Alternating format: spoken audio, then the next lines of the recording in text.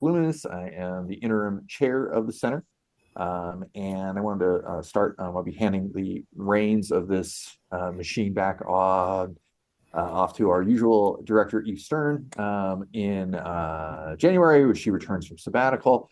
And doing so, I just wanted to say in front of everybody to thank Laura Striffler, our assistant, for keeping this thing operational for the last semester as I bumble around trying to figure out how to make anything work. So thank you all for joining us today for this, what should be really fascinating brown bag.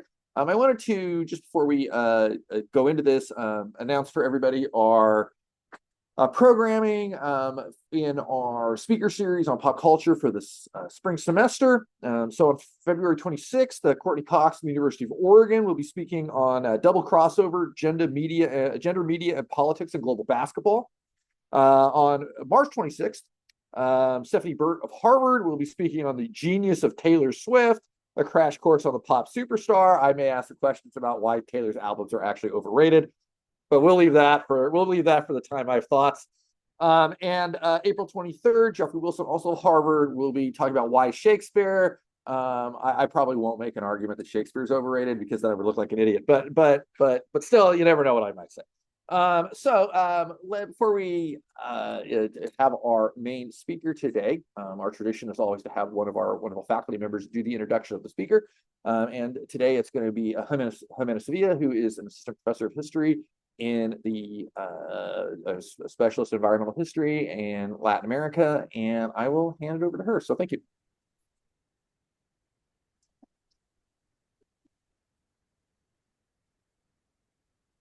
Hello, everyone.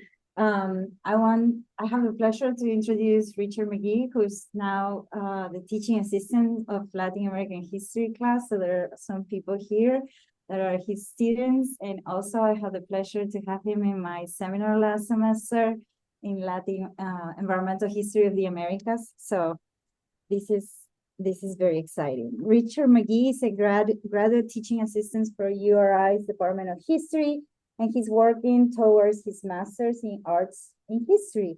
He earned his bachelor's of arts in history with a minor in English literary studies from Roger Williams University in 2024. Most of Richard's research surrounds the early modern Atlantic world. He focuses on the 17th century, New England, Caribbean islands, cross-cultural religion, and African and indigenous slavery. And he has written pieces, published articles, spoken at conferences, and earned department awards in these subjects. He is also interested in researching mythology and folklore. One aspect of his current research into contemporary mythology surrounds the intersections of the philosophy of history and fantasy literature. He's focusing on what he calls the historiography of the monomyth, based on Joseph Campbell's archetypal outline that mythological stories generally follow. Richard's works examines how different aspects of how professional academic historians conduct their work and the struggles they face surface in different fantasy novels. Because he views storytelling as the overarching connection between history and fantasy, Richard explores how individuals and groups tell both factual historic events and fictional stories to memorialize and comment on their reality. Richard was inspired to research multicultural ways of conveying identity and heritage through storytelling during his undergrad, where he took several classes on ancient wisdom, literature, and mythology in the form of fantasy literature, especially the worlds of Tolkien, Lewis, and Robert Jordan. These classes inspired him to work closely with one of his professors, Dr. Sargon Donabet, to help create a degree in myth and folklore at Roger Williams University. Richard is indebted to Dr. Donabet for his talk, and his ideas he's discussing today would not exist without his classes.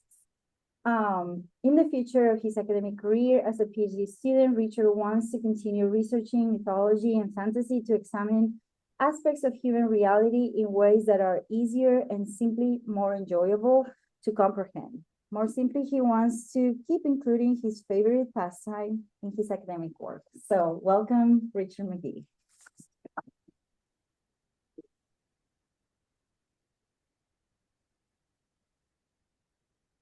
There. Okay, thank you very much, Dr. Loomis and Professor Sevilla, for those awesome introductions.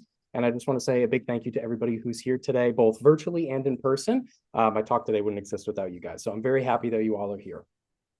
So there are three things all wise men fear: a sea and storm, a night with no moon, and the anger of a gentle man. This quote captures the main message of the Kingkiller Chronicle. Patrick Rothfuss's works serve as an essential guide and a well-needed reminder for those who attempt to seek knowledge, because they show us that the true path to wisdom comes not from knowing something, but knowing when not to use it or find it. However, this is not the only meaning behind the Kingkiller Chronicle. It also becomes an allegory for history.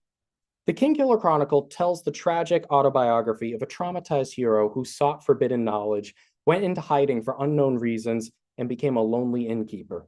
This hero is a young man named Kvothe, whose true story is forgotten to time, but he becomes idealized in the legends and the folklore of the fictional world Temerant as a chivalric, untouchable, enigmatic, and epic paragon known as Kvothe the Bloodless, Kvothe the Arcane, Kvothe the Kingkiller.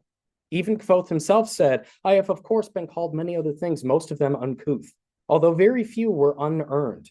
I have stolen sleeping princesses back from barrow kings. I have burned down the town of Traben. I spent the night with fairies and left with both my sanity and my life.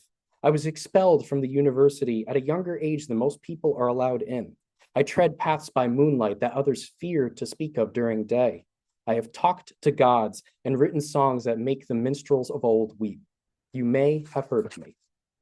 Throughout Rothfuss's novels, The Name of the Wind and The Wise Man's Fear, Kvothe tells his story to an elderly historian known as the Chronicler, and a man with goat legs who studies with Kvothe named Bast the Fey. It almost sounds like a bad joke. A sad boy, an elderly gentleman, and a goat walk into a bar and talk for 3 days straight.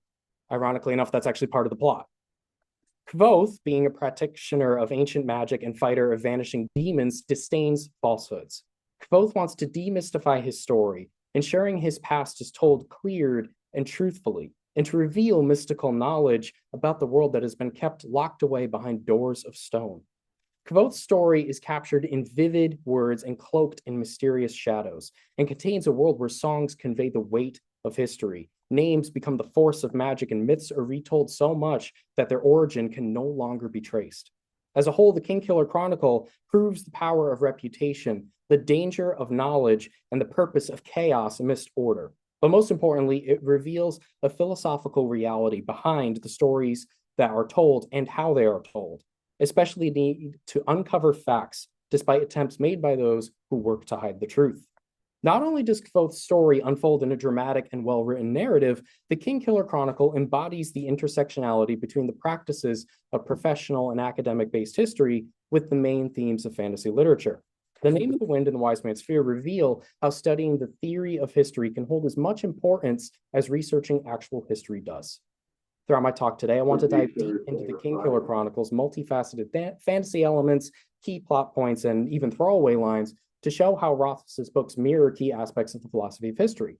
For my fellow fantasy nerds, I will be examining the content of both of the books as if they were my primary sources, which they are, so I will be ripping them apart, and there will be spoilers ahead, but I will try my best not to divulge too much of the plots themselves. Instead, I want to focus on how Rothfuss's works demonstrate the following categories. I want to examine how historians conduct their research, the challenges that historians face in their sources and their evidence, the ways that the public view history in comparison to trained historians, how information can be prevented from discovery, and how groups of people can be marginalized from the conventional record due to a lack of information. And there are a lot more examples from the Kingkiller Chronicles that I found in my research that I really wanted to talk about today, but sadly, due to time constraints, I can only talk about so much. So if any of you are interested in other examples from the categories I'm talking about today, please ask me afterwards or in the Q&A. So I think a good starting point to focus on, if my PowerPoint will cooperate, is the topic of methodology. Historians Merrick Tam and Peter Burke state that developments in history writing cannot be discussed in isolation from major changes.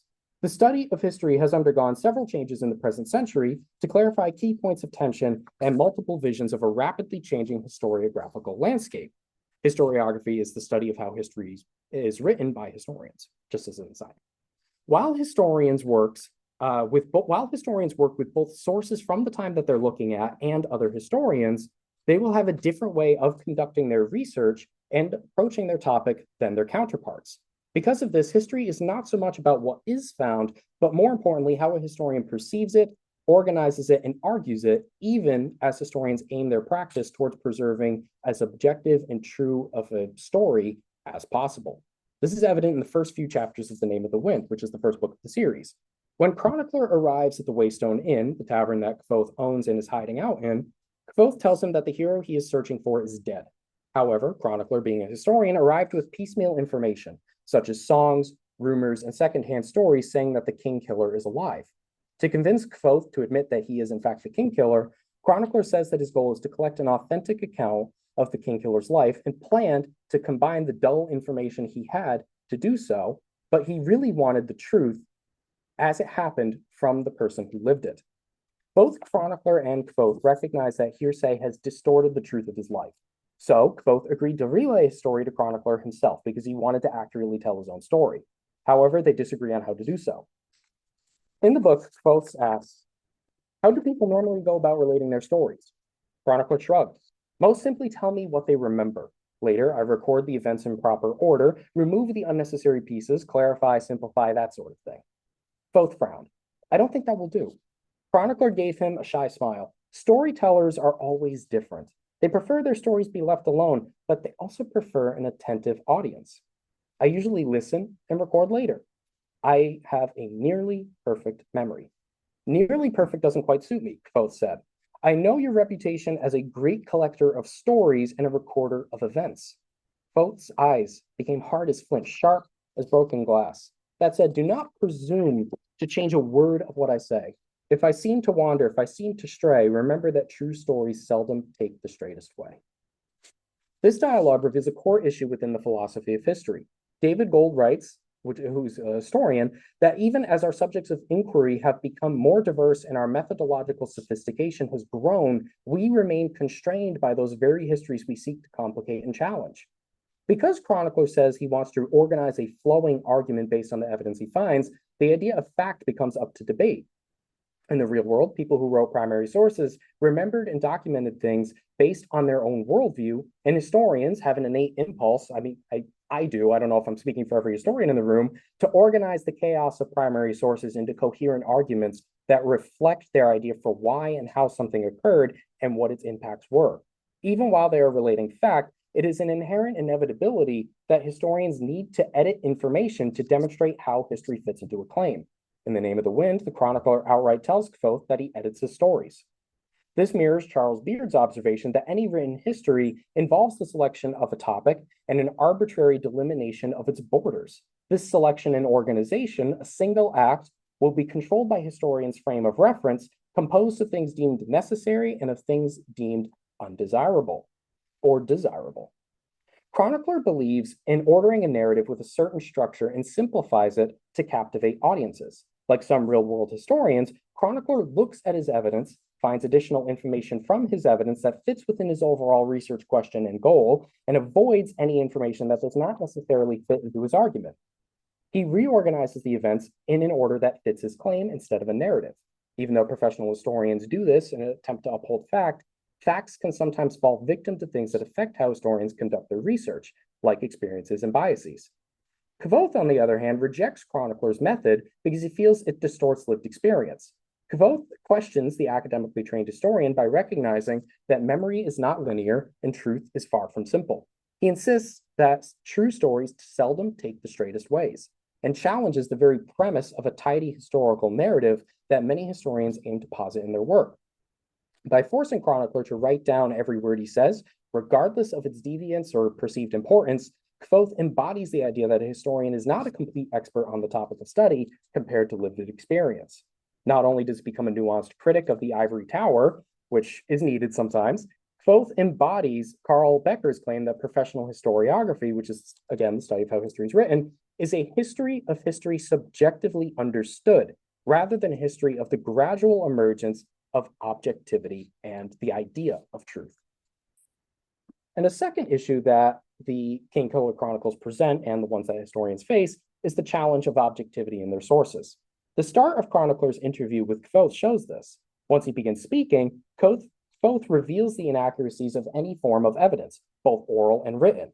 In regards to his life, Kvothe says, "In some ways, it began when I heard her singing, her voice twinning and mixing with my own. Her voice was like a sweet portrait of her soul, wild as fire, sharp as shattered glass, sweet and clean as clover." Kvothe shook his head. "No, wait. It began at the university. I want to learn magic of the sort that they talk about in stories. I wanted to learn the name of the wind. I wanted fire and lightning. I wanted answers to 10,000 questions and access to archives. But what I found at the university was a much different story, and I was much dismayed." Dismayed? No. Kvothe shook his head again, as if to free himself from some dark thought. "I suppose I must go back even further than that. If this is something resembling my book of deeds, I suppose I should spare the time. If we are to have a telling, let's make it a proper one." So from this quote, the idea of objectivity is seen in the sense of how evidence and memory over time can change and shift. Objectivity forms the notion that a historian is a neutral and disinterested judge that must display an even-handed conclusion of qualitative data instead of their own biases and reflections. However, many historians are not purely a neutral party. As historian Peter Novick wrote, historians and other academics seem about the same as everyone else, displaying a normal distribution of the whole range of human strengths and frailties. Objectivity became established as a norm in the historic profession. Most historians understand that while they must present evidence through factual understandings, it's virtually impossible for them not to contain some form of bias, motivation, or experiences that lead them to ask why something is important and influences their overall approach. Historians are imperfect mainly because they're human. This mentality also applies to forms of evidence that historians can collect. Sources are influenced by the world around them and are windows into a real person's lived experience. Oral histories are a prime example of the objectivity debate. Oral history performances do not function as factual reports or objective evidence, nor are they pure fictions of history. Instead, they present to us a moment of history, and that moment in history compared to how it is remembered through a particular lens. Like most written sources, oral histories dropped the illusion of objectivity because it shows tangible perspective and changes in real reactions when compared to most written sources. Oral histories provide information directly from a person themselves through clearly conveyed and oftentimes deep emotions, simply because it is connected and communicated face to face.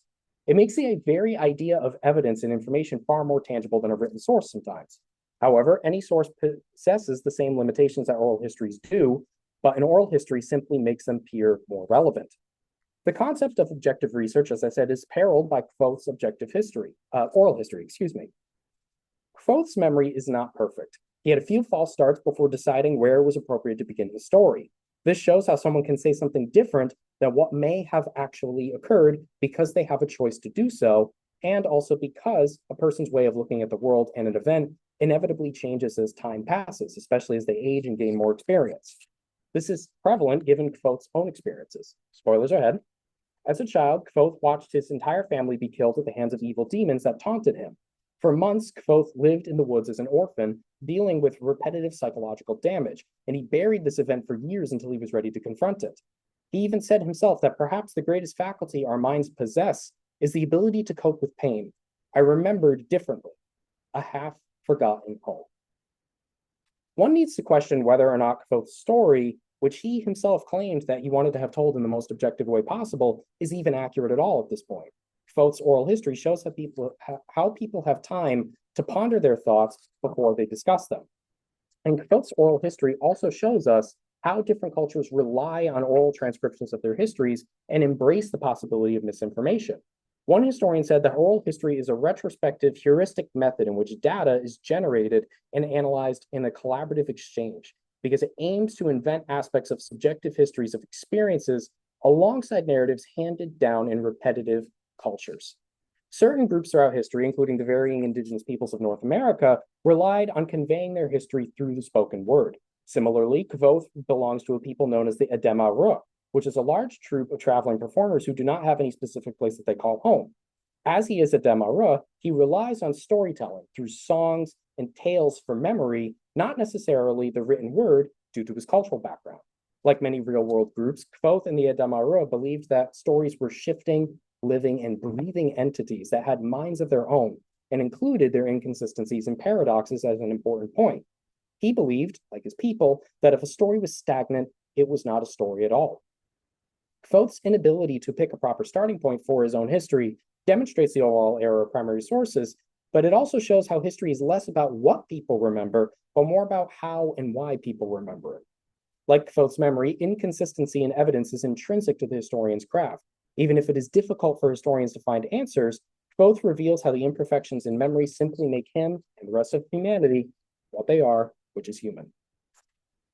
And the limits of historic research and source material are not just limited to oral histories, even if discussions around their drawbacks are far more prevalent. The third issue, and I think my favorite that I want to address, are how issues from the past are conveyed between the historic profession and its public-facing counterpart. Historian David Glassberg says that the prevailing images of the past in a society reflect its culture. Public historical imagery supplies the myths and symbols that hold diverse groups in society together. A major challenge for historians is conveying new ways of understanding either well-known or more often unknown pieces of evidence to the general public. Oftentimes, the way that the mass public remembers an event is through a shared history, which consists of a prevalent memory that is commonly accepted, and things that are forgotten to the past are also just accepted for being forgotten. Public history creates an idealized and imagined past that people can use to collectively create an identity for themselves. But this version of the past can also be ingrained so much in the wider world that it becomes difficult for additional versions of historic truth to establish themselves alongside these narratives.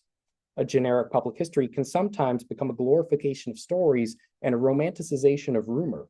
This religiosity of myth, for a lack of a better word, becomes marketed towards increasing community among an audience rather than that of fact. Instead of questioning whether the history they know is true, the public often just takes history at face value. And the Kingkiller Chronicle possesses several examples of the presence of popularized history based on less than academic information. And a giant, scaly lizard, known as a dragon, is a prime example of this, or rather, a Dracus. One of the many misadventures that Kvoth tells Chronicler about in The Name of the Wind entails a journey where he stumbled across a giant lizard-like animal in the mountains. On this journey, he's with a cunning, secretive girl named Denna, who becomes his narrative foil and ultimately his other half. But in this section, Kvoth and Denna stumble across what she believes is a dragon. Unlike Kvoth, however, Denna is not on the path to becoming a professional academic because she's not a student at the university that Kvoth attends. So despite her extreme wit and intellect, Denna's interaction with Kvoth about the Dracus is a prime example of the distinction between professional and academic-based histories. Kvoth described a huge lizard. It grunted deep like rumbling thunder, and I felt it in my chest. It was 6 feet high at the shoulder, 15 feet long. It moved its thick head back and forth, working its wide mouth opened and closed, tasting the air around it. Then there was a burst of blue flame. The sudden light of it was blinding, and I heard Denna cry out beside me. I ducked my head and felt a heat wave wash over us. It was black, scaled, massive. Its head breathed another great bout of billowing fire. It's a dragon, Denna whispered. God, hold and roll over us. It's a dragon. It's not a dragon, I said. There's no such things as dragons. Look at it, she hissed at me. It's right there. It's a huge goddamn dragon. It's a Dracus, I said. It's huge, that's what it is, Denna said with a tinge of hysteria in her voice. It's a huge dragon, and it's going to come over here and eat us. It doesn't eat meat, I said. It's a herbivore. It's a big cow. Denna looked at me and started to laugh. Not hysterical laughter, but the helpless laughter of someone who's just heard something so funny that they can't help but bubble over with it. How do you know this? I read about it.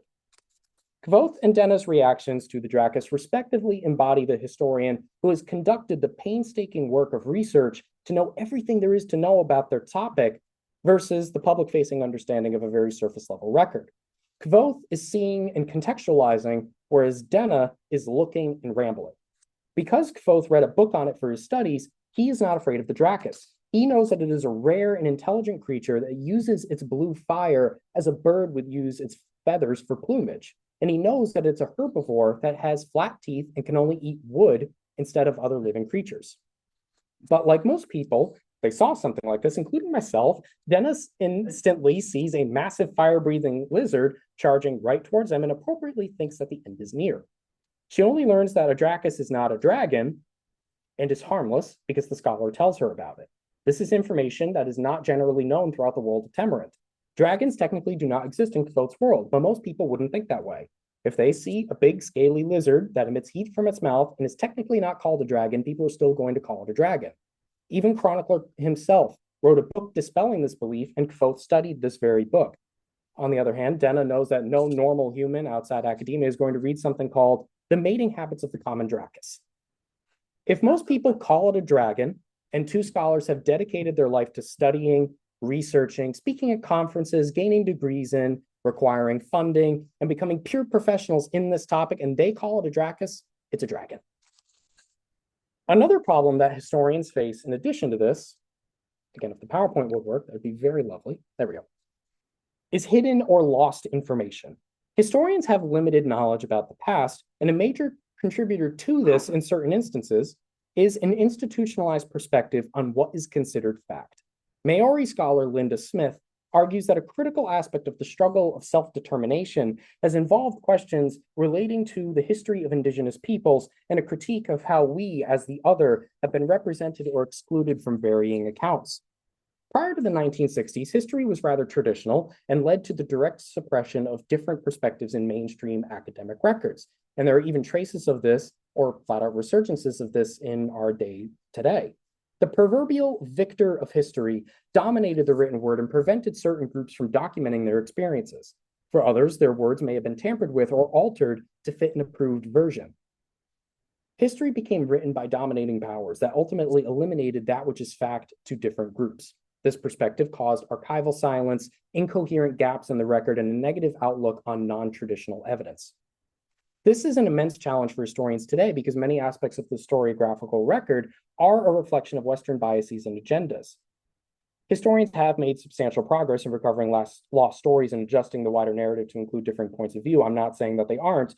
And in fact, Bernard Bailyn observed that the great proliferation of historical writing has served not to illuminate the central themes of Western history, but to obscure them. However, the challenges of traditionalist histories and obscured evidence remain. Many instances from the Kingkiller Chronicle demonstrate this interplay of institutionalization and marginalized voices and the dangers of forging a one-sided narrative. Demons, known as the Chandrian from the books, are the purest examples of institutions or groups gatekeeping truth. The Chandrian are a group of 7 mystical beings who operate as the main antagonists in the Kingkiller Chronicle and fuel Kvothe's entire character development in his quest for knowledge. The Chandrian are pure evil, or they would like you to think. To most, they only exist in fairy tales that are often sung as nursery rhymes to keep kids out of trouble. Despite this, the Chandrian are regarded with much superstition. As Kvothe's father, Arladin, says, I'm not saying that the Chandrian are out there striking like lightning in the clear blue sky, but folk everywhere are afraid of them, and there's usually a reason for that. One of these superstitions may have some validity to it based on Kvothe's lived experience with the Chandrian, and it is based in their names. The Kingkiller Chronicle established that the most powerful form of magic in the world is the ability to speak one's true name. If an arcanist, a wizard, knows someone's true name, they will gain control over them. Conversely, if one dares to speak of any of the Chandrian's names, they will be drawn to that person, will signal their presence with blue fire, and then silence them. Their goal is unknown, but Kvothe's experiences show that they try to erase any trace of their existence by killing those who know or say anything about them.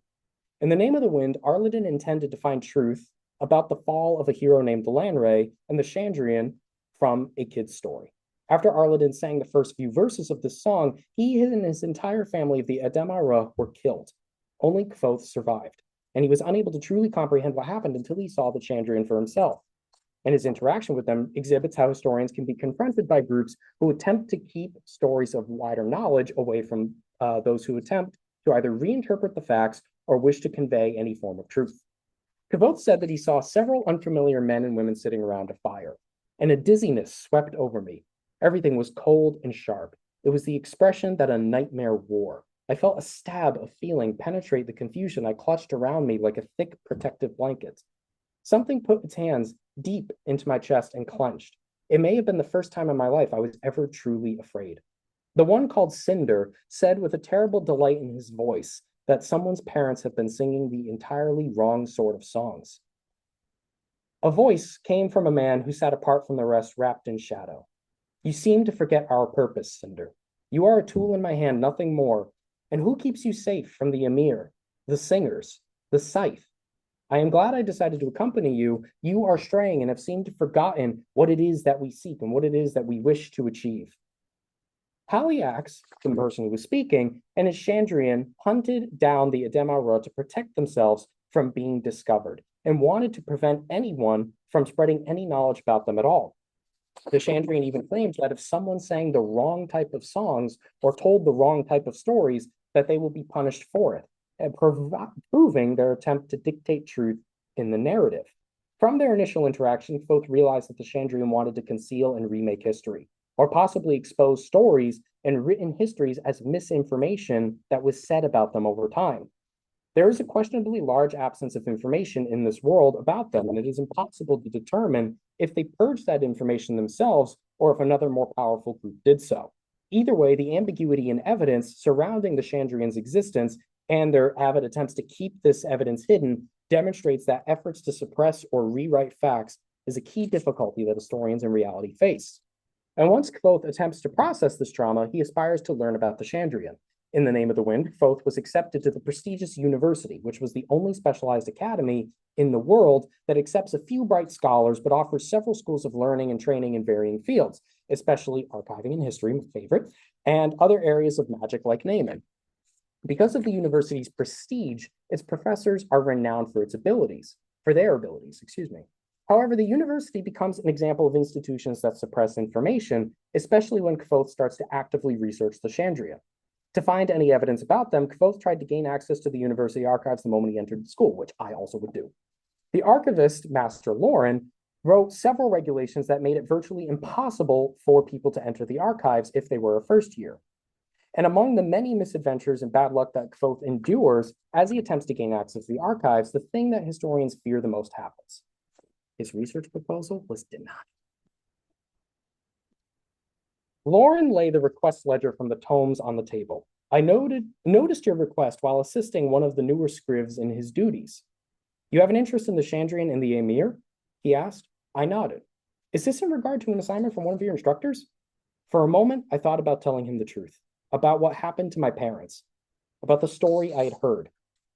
But until I had seen the Chandrian myself, I didn't believe in them. At best, Lauren would think I was delusional and at worst, a foolish child.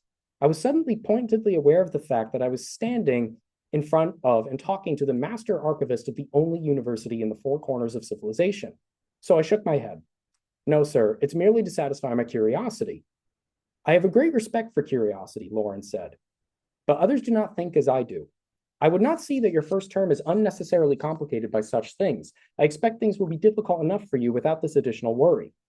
At first, when Lauren discovers that Kvothe is attempting to research the Chandrian and their antitheses, the Holy Order of the Emir, which are demon hunters, at first he discourages Kvothe from his search, but then he outright bans Kvothe from the archives after he found that Kvothe broke the rules in entering the archives past nightfall and had an open candle and a stack of tens upon tens of thousands of books, which was probably a really bad idea. While he broke the rules, the immediate banishment from the archives, it might be valid, but it's also striking. From what Kvothe found in his limited search, and later on illegal research that he went back to do while his friends helped him sneak into the archives a little bit later on, there's barely any record of either the Chandrian or the Emir in the university archives, which, as I said, has thousands of books in its libraries. And I think that's any historian's dream. This one topic is nowhere to be found, however. The university and its archives become a pure example of information being kept secretive, even if it's in addition to already limited access. Lauren could easily prevent information from being discovered because he is the authority of the master archivist. The only reason he banned Kvothe from the archives was because he conducted research with a candle, even though there is someone who lives in the archives 24/7 by candlelight. This hypocrisy is seen on Lauren's part, and it demonstrates the key issue that historians can be confronted with in some of their areas of study, especially in the contemporary climate. If a historian is attempting to search for information that authorities do not wish to have released to the public, the historian will be prevented from doing so. Simultaneously, the university archives houses a lockless four-plated door that no student knows the purpose of. This unknown room with an unopening door is analogous for institutions locking up information that could be seen as dangerous if actually known. There's even a book titled The Book of Secrets, very enigmatic, held by a student at the university, and the student's even in hiding from the masters, mainly because she gained knowledge that no mortal was meant to have from this book.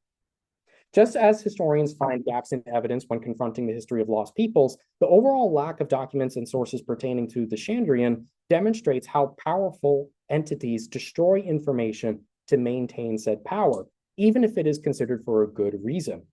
As Kvothe said in The Wise Man's Fear, who would benefit most from the destruction of the information of the Chandrian? Who else but their opposite, the Emir? Regardless of the Chandrian's purpose and questions as to whether they're necessarily evil or if their history is simply misunderstood, the Emir remain their opposite. Even the Emir are known to have conducted horrendous experiments on innocent people and silenced those who would reveal these experiments in their quest to find the Chandrian. Like the demons, the Emir went into hiding and eliminated any trace of their existence to control their narrative. But because of the lacking information in the university, there is potential for masters of the university to be the Emir because they are in the prime instance of being able to control all knowledge in the world, given the fact that they are the largest institution in the world. And thus, they can control any aspect of the historical narrative. And based on the gatekeeping of knowledge, the final topic that the Kingkiller Chronicle demonstrates is the marginalization of different cultures. And this is seen with a group called the Adem. The Adem exemplify how traditionalist historic narratives place different cultures in their periphery and thus impacted perspectives that groups have of each other. And by placing different groups into the margins of history, information about their realness is lost to time. In The Wise Man's Fear, the Adem were seen by most as a group of skilled but heartless, crude, and bloodthirsty savage mercenaries that lost their ability to speak because of how much killing they have done.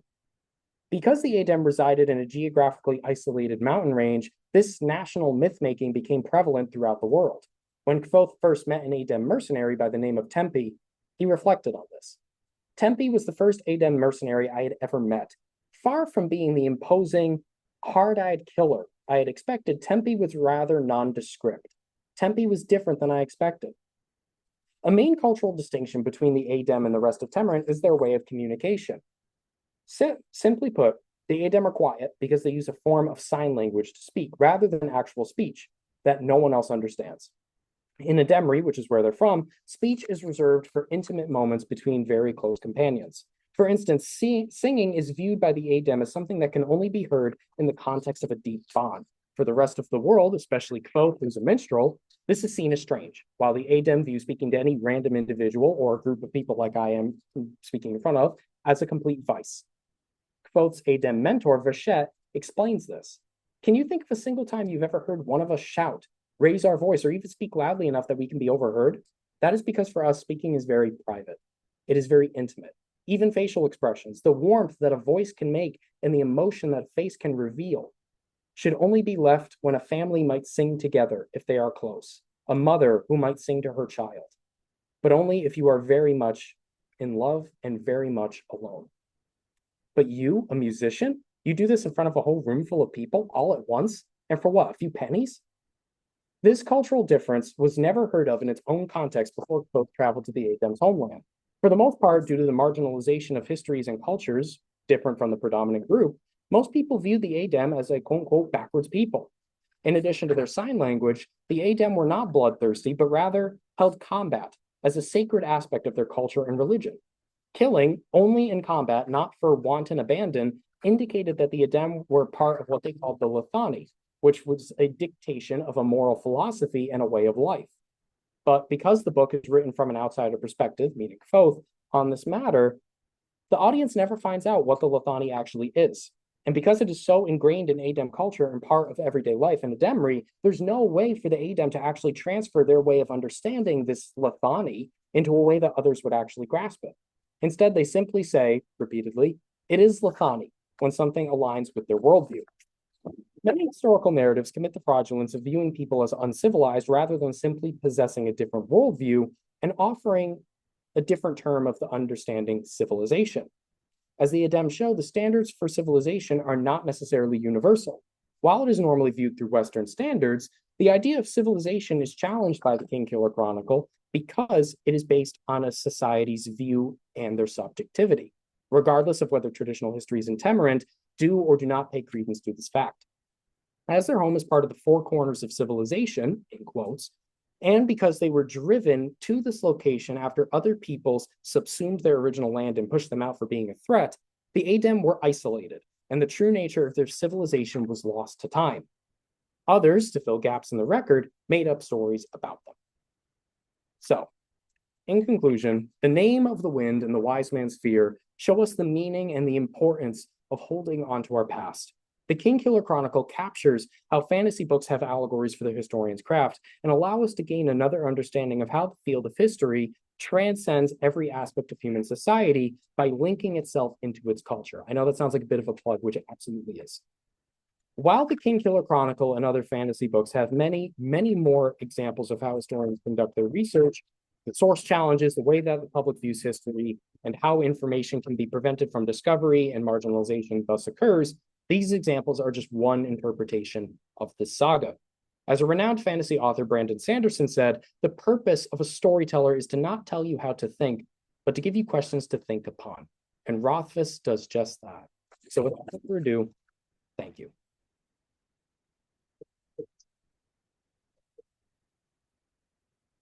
I need to sip on my water because I was talking the entire time. Okay, do any of you guys have any questions?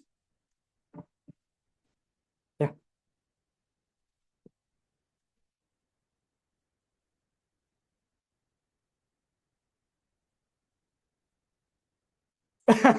That's a great question. So for people online, the main question was, is the work, The Name of the Wind and the Wise Man's Fear, autobiographical based on the author? And it is a little bit, mainly because he went to undergrad not knowing what he wanted to do. He was undeclared, and it took him 6 years to finish his undergrad, I think, give or take. And at the end of the day, he ended up deciding on English, I believe, and then got a master's degree in history, and basically used both of his experiences to combine what he was doing. And he's also a huge fan, I think, of just anything nonfiction related. So we wanted to make a little bit of a commentary on that. Though if Patrick Rothfuss ever sees this, I'm not sure he would 100% agree with me. Great question. Anybody else? Yeah, love the fascinating topic. I'm very curious because there are, and the question you just answered sheds a little bit of light on it, but it seems like there are plenty of things in this story that kind of almost critique the idea of the public history versus academic history split, but then there are other aspects of it that seem to insist that there is something more legitimate or more credible about academic history. I mean, is this something that you think the story has a perspective on, or like you said, is it just presenting the questions? Because the story with the Drakis or dragon thing very much seems like, you know, quote unquote, normal people have the wrong idea, but then the entire idea of the main character kind of presenting their story in a potentially subjective way and being okay with that kind of pushes against the idea that we should have a big barrier there. So what's your perspective? Good, very good question. So again, to recap for everybody online in case they didn't hear it, the question is basically relating to how there's a big distinction between the public history and how that might be seen not necessarily as 100% truthful,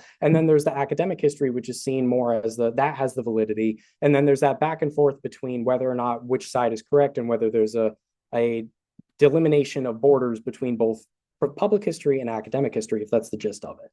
And I think that throughout the book, it basically is written from the perspective of an unreliable narrator, right? Kvothe himself is trying to tell his story from his first-person perspective. And he has a lot of inconsistencies based on his memory, and he makes that clear through several points in the novels. He tries to describe basically how everything that he is talking about might seem to stray from the path and might not link up to the overall idea, which is, for me, when I was looking through it, the comparisons between public and academic history. But as he goes through that, he tries to make sure that he can say to us, in the ways that he's describing it, that every single story and every single perspective of looking at a history has some form of relevance, whether or not that is seen as right or wrong.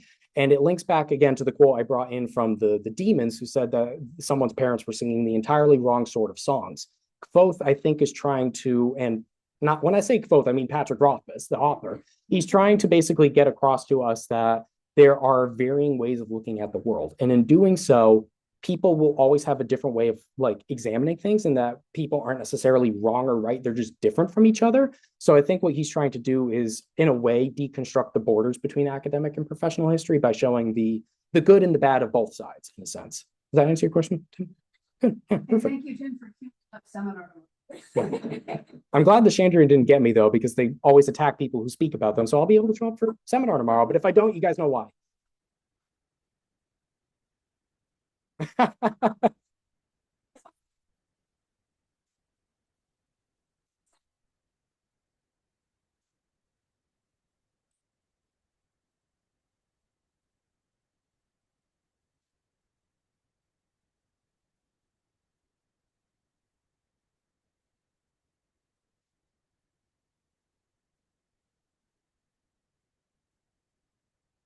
Great question. So again, to recap for everybody online, the question was asked as to whether or not, as I was reading through certain things in the book, if things popped up out on the page as something that struck me as, oh, this has a meaning behind it. And 110% yes. I think that as I've been reading this book and other fantasy books, mainly Mistborn by Brandon Sanderson, if you guys have not read that, it's amazing. It has a lot, that also has a lot of allegories for history and how that can be presented. And I think that as I was looking through this book specifically, I was taking a class in my undergrad called Historiography and Methodology, and the professor who Professor Sevilla mentioned, Dr. Donabed, had taught this book in tandem with historiography and methodology. So he basically laid the framework for all of this. But as we were discussing all of it together as a class, more and more things kept popping up to us as, oh, there are certain aspects of this that really have an important weigh in for basically how history and fantasy themselves can interconnect. And I think the main ways they can do so is by the idea that we see in J.R.R. Tolkien's lecture called On Fairy Stories. There's the idea of recovery, which basically allows us to recover a worldview, escape. We can escape the doldrums of reality and also the difficulties that we face, but then also consolation. And based on that, we can come back to the world recharged, and we can console ourselves with all the troubles that we're facing. And I think one thing that as I was looking at when I was looking through this and other fantasy books, I know I'm going on a bit of a tangent, is basically how in and of itself, history can do the same thing by recovering lost stories, escaping traditional narratives, and consoling the fact that people can, if they choose to, learn from their mistakes. And I think that was probably the biggest thing that popped out to me when I was looking through this, in addition to the stuff I was looking at today. Very good question. Yes.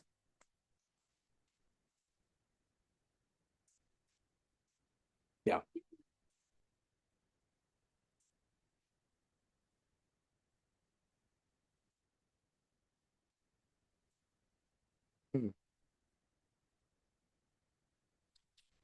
That's a very good question. So one of the other questions that we just got was linking it to the idea of a saga, specifically Icelandic sagas, and whether or not there are any similarities that we could see through Patrick Rothfuss and how Kvothe tells his story as like an autobiography, and how we can see that through Icelandic sagas and as they try to do that through their version of history. And I would say absolutely 110%. I would say that Icelandic sagas in and of themselves try to offer a look into history similarly as to how I think anyone who's trying to write a story can. I remember one of the biggest things that I wanted to do when I was looking through these books is to make that distinction for how fantasy and history can mirror themselves based on their ability to tell a story. And I think that any form of a mythology, even Icelandic and Nordic mythologies, have that potential to tell a story. And a historian, even though they are in and of themselves trying to make an argument, they're also trying to convey a certain narrative and a certain story that is factual. So I think that in and of itself, fictional and factual storytelling, varying throughout time and throughout different mythologies, is just simply a way that people comment on the reality. So I would say that it does have some tradition in Icelandic mythology, so, but I don't know if there's exactly 110% a direct link between the two. Thank you. Any other questions? All right. Oh, yeah. Bring up the concept of fantasy. Yeah. When reflecting on what about like the concept of like sci-fi and science? How do you think that reflects? Good. That's a very good question. Someone just asked if sci-fi and fantasy are linked and if science fiction and other forms can also share this. Absolutely. I have wanted to dive into other like sci-fi books as well, in addition to fantasy, because I think that sci-fi books also have the idea of recovery, escape, and consolation. And they also just have a lot of analogies for how historians do their stuff. Dune by Frank Herbert, I think has an amazing analogy for that. And I hope one day I could sit down to actually like think about that in a little bit more depth than trying to read over 800 pages just about water. But I think that it's a good book either way, but I think that I think absolutely science fiction does entail that as well. Great question. All right. Is there anybody online who has questions? No? Okay. Thank you very much, guys.